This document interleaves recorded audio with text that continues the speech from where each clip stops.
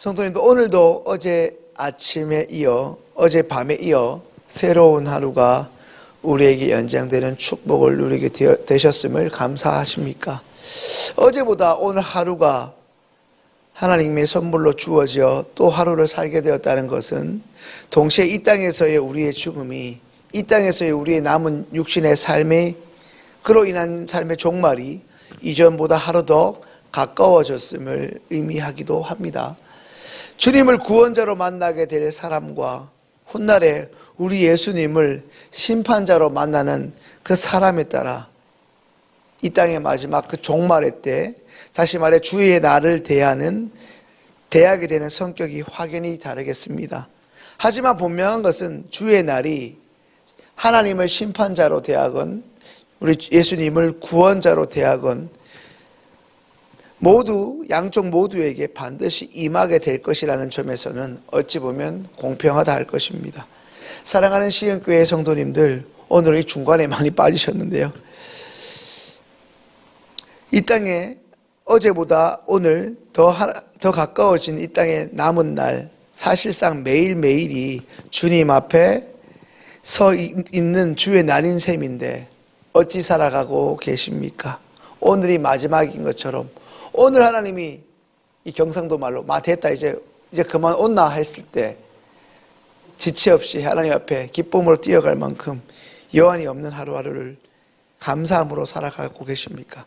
오늘 이 새벽 시흥의 믿음의 사람들에게 허락하신 본문의 말씀은 주님의 날에 대한 이야기, 다시 말해 종말에 대한 문제를 다루고 있습니다.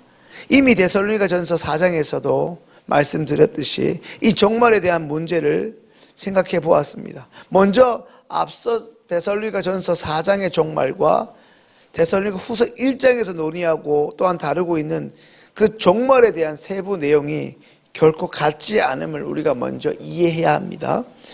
먼저 전자인 데살로니가전서 4장은 이미 죽은 성도들이 예수님의 이 땅에 다시 오심을 의미하는 소위 재림의 때에 혹시 내가 참여하지 못할까, 내가 주님의 그 재림에 동참하지 못할까, 그것을 심히 염려하고 근심하는 성도들에게 바울이 이른바 바른 영적 가르침을 준 것이라면, 데살로니가 후서 1장은 메시아 되시는 우리 예수님의 다시 오실 그 사건이 언제 올 건지, 이전에 말씀드린 것처럼 다미성교회 이장님처럼 몇 월 며칠 언제가 그때인지에 대한 영적 가르침을 강조하고 있겠다 하겠습니다. 그런 의미에서 데살로니가 후서 1장에 이어 오늘 데살로니가 후서 2장은 이 주의 날이 언제 임하게 될지에 대한 내용을 다룹니다. 데살로니가 후서 2장은 크게 두 부분으로 나누어지는데, 첫 번째 1절과 2절은 주의 날이 이르렀다는 잘못된 소식이 무엇인지에 대한 그 구체적인 내용과, 두 번째 주의 날이 이르기 전에 반드시 일어나게 될 일에 대해서 이야기하고 있는데요. 오늘 본문 1절과 2절 말씀 함께 PPT를 통해서 보겠습니다. 형제들아, 우리가 너희에게 구하는 것은 우리 주 예수 그리스도의 강림하심과 우리가 그 앞에 모임에 관하여 영으로나 또는 말로나 또는 우리에게서 받았다 하는 편지로나 주의 날이 이르렀다고 해서 쉽게 마음이 흔들리거나 두려워하거나 하지 말아야 한다는 것이라. 2절 말씀 잠깐 띄워주시면요, 주의 날이 이르렀다고 해서 쉽게 우리의 마음이 흔들려서는 안 된다는 것입니다. 쉽게 마음이 흔들리거나 두려워하지 말라는 것입니다. 예수님은 반드시 성경을 허락하시고 그 성경에 기록된 약속대로 이 땅에 다시 오실 것입니다. 아니, 반드시 오십니다. 그 메시아가 이 땅에 다시 오셔서 그분의 백성들을 다시 모아 그의 백성들을 회복하는 중에 당신의 자녀이자 그분의 백성들을 모으실 것을 이 주의 날이라고 말하는 오늘 본문에서 다루고 있음을 확인하게 됩니다. 오랜 기간 지정학적 위치에서 이스라엘을 둘러싸고 있는 패권 국가들로부터, 주변 제국들로부터 통치받고 학대되어 그로 인한 유배와 방황의 인생을 살아가던 이스라엘 백성들은 들어보셨겠습니다만 이른바 디아스포라라고 하여 온 세계 곳곳에 흩어져 살아갔는데 익숙했습니다. 한마디로 노마드였다는 거죠. 어디 정착해서 쭉 살아가는 게 아니라 여기 조금, 그리고 또 피난하는 것이죠. 일종의 피난민처럼, 난민처럼 흩어져서 살아가는데 익숙했습니다. 이스라엘 백성들은. 지금도 하마스와의 전쟁이 이스라엘이 있는데 징집하지 않는 사람들도 이스라엘로 돌아가서 전쟁에 참여한다고 하지 않습니까? 그만큼 이스라엘 백성, 이 유대인들은 흩어져 살아가는데 익숙했습니다. 그래서 그런 이스라엘 백성들에게 하나님이 마지막 날에 약속의 땅에서 그분의 백성들을 이제 다시 모으시리라는 그 소망을 지속적으로 성경에서는 표현하고 있는 것이지요. 예수님은 이 소망을 그의 재림 때에 모든 흩어진 그의 백성들을 모으시겠다는 약속으로 절망에 빠진 이들을 기대와 소망으로 바꾸셨습니다. 그런데 그런 하나님의 백성, 주의 자녀들에게 그런 이스라엘 공동체에 거짓 교사들이 나타나고, 더 구체적으로는 오늘 본문의 데살로니가 교회에 그 거짓 교사들 침투하여 주님의 재림은 이미 일어난 과거이고 이제 데살로니가 성도들 너희들은 하나님의 진노를 받을 수밖에 없다고 거짓으로 말하면서 영으로나 또는 말로나 또는 우리에게 받았다는 편지를 말함으로 데살로니가 교인들에게 일종의 영적 대혼란을 가져다 주었습니다. 이제 디모데후서 2장 18절 말씀 함께 읽습니다. 진리에 관하여는 그들이 그릇되었도다. 부활이 이미 지나갔다 하므로 어떤 사람의 믿음을 무너뜨리니라.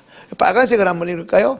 부활이 이미 지나갔다 하므로 어떤 사람들의 믿음을 무너뜨리느니라. 사람의 믿음을 견고하게 세우는 게 아니라 어떻게 해요? 이미 갖고 있는 믿음마저도 흔드는 거죠. 누가요? 거짓 교사들이요. 부활은 없다는 거예요. 부활은 이미 지나갔다는 것이죠. 데살로니가 교회에 침투하여 그 성도들을 미혹시키고 있는 이 거짓 교사, 일종의 그들의 영적 선동은 구체적으로 부활은 이미 지나갔다, 이미 너희하고는 상관없는 물 건너간 일이라는 것이죠.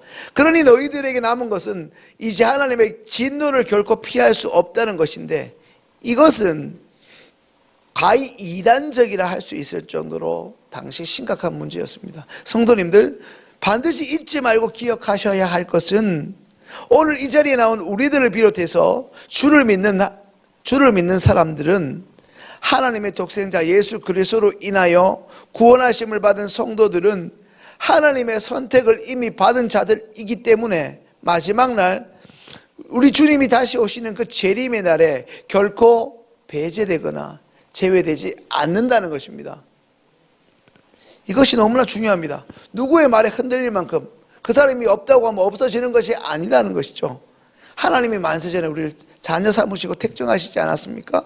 성도님들, 무서운 단어를 사용하여 선포하겠습니다. 오히려 성도들에게 그것을 말하는 자가, 부활을 지나갔다 말하는 자가 바로 성경 곳곳에서, 특별히 신약 성경에서 자주 강조하는 이단 세력이자 거짓 교사라 할 수 있는 적그리스도입니다. 누가 이단입니까? 예수님의 부활이 지나갔다 말하는 사람들입니다. 그러므로 성도님들, 재림에 대해 거짓 가르침을 유포하고 우리를 영적으로 잘못된 길로 선동하고 미혹하는 자들이 주변에 계시면 깨어 있으셔야 합니다. 그들이 30년간 우리가 동고동락했는데 아닙니다. 그들이 죄가 있다는 게 아니라 그들이 말하는 것이 틀렸다는 것입니다.